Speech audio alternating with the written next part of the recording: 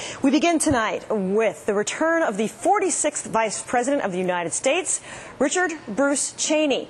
Mr. Cheney, who has been conspicuously absent from the media glare in the recent weeks, reemerged last night at 12:15 a.m.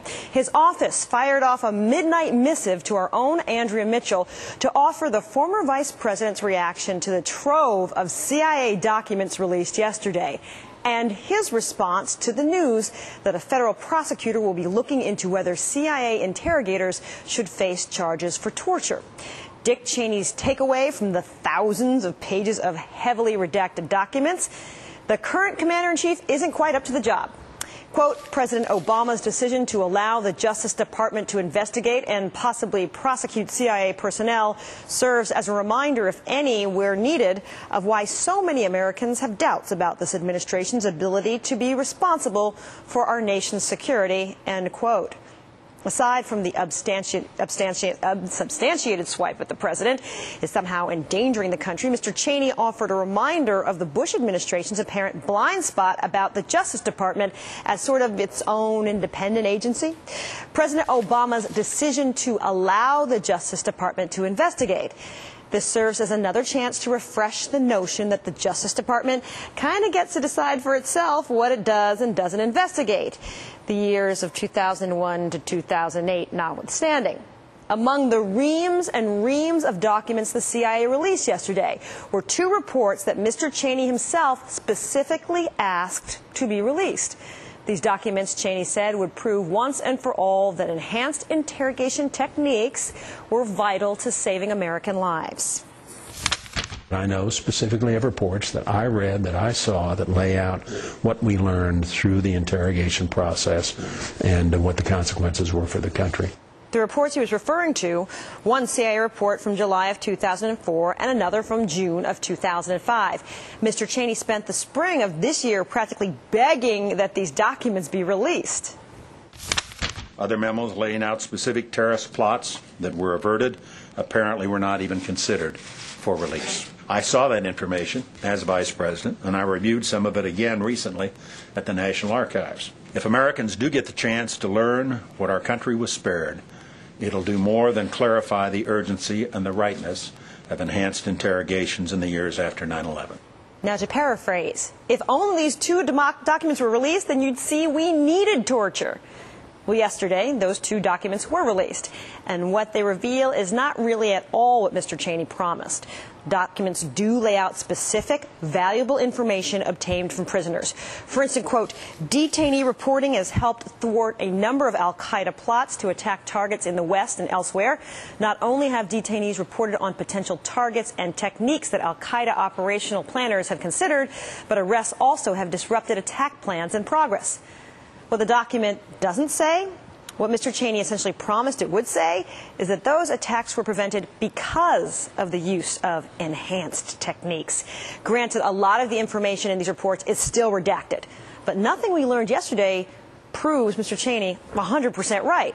One section of the June 2005 report hails Abu Zubaydah's identification early in his detention of Khalid Sheikh Mohammed as the mastermind of September 11th. Now, the issue here is the guy who actually interrogated Abu Zubaydah says that information was given up before Zubaydah was enhancedly interrogated. And yet, even after these documents were released yesterday, documents which did not provide proof of Mr. Cheney's claims of torture's necessity, Mr. Cheney still took a victory lap, although he's doing so with a very different word choice this time around. Quote, the documents released Monday clearly demonstrate that the individuals subjected to enhanced interrogation techniques provided the bulk of intelligence we gained about al-Qaeda. Did you catch that? The individuals subjected to enhanced interrogation techniques provided information. That's a lot different from what Mr. Cheney was arguing before, that enhanced techniques were the reason that we got this information. I saw that information as vice president, and I reviewed some of it again recently at the National Archives. If Americans do get the chance to learn what our country was spared, it'll do more than clarify the urgency and the rightness of enhanced interrogations in the years after 9/11.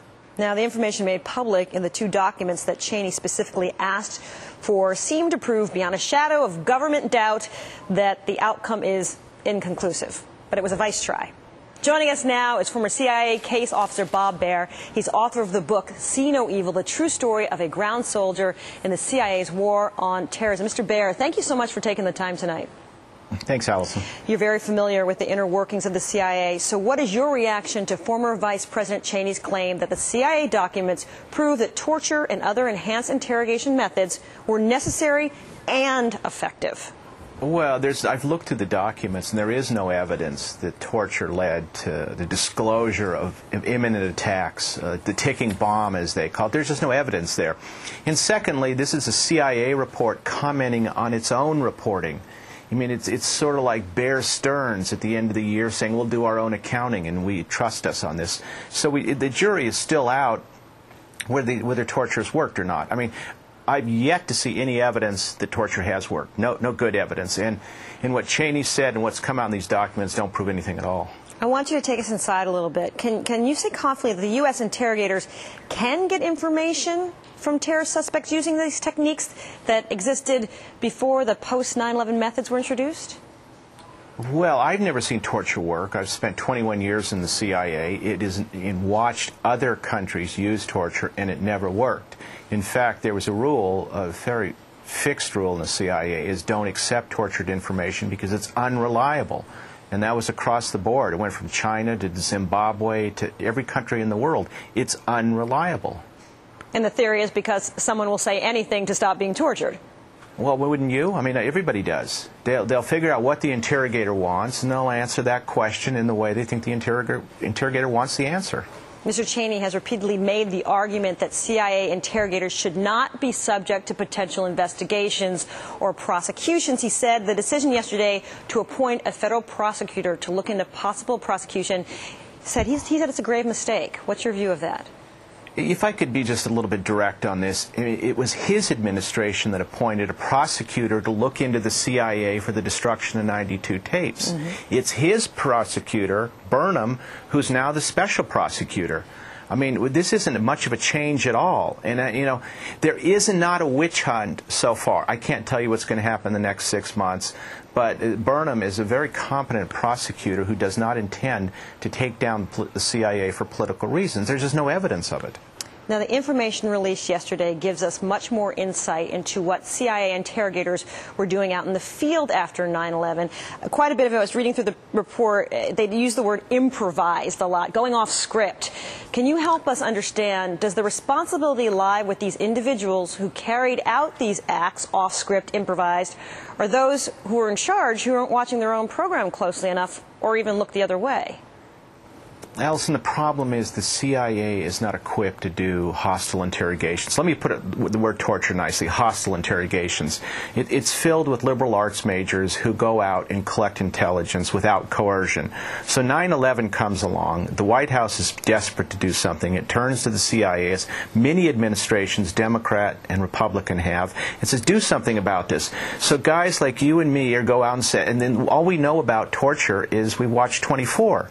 And suddenly these guys are put on the line and they improvise and they use mock executions, they threaten mothers and children and the rest of it, and it looks like the amateur hour because it is the amateur hour. This is not the role of the CIA to do abusive interrogations. I mean, if anybody should be doing them, it should be the military or the FBI. What was your reaction when you realized that these memos were going to be released? Do you think it's a good thing? Well, it's a good thing because, look, Allison, I'm afraid we're going to be attacked again, and everybody's going to say, under this administration maybe, and say, do something, we have to start going back to torture. What we need to know is, was it really useful or wasn't it? And no one's answered that question in spite of what Vice President Cheney says, or former Vice President. Former CIA case officer Bob Baer, thank you for your time.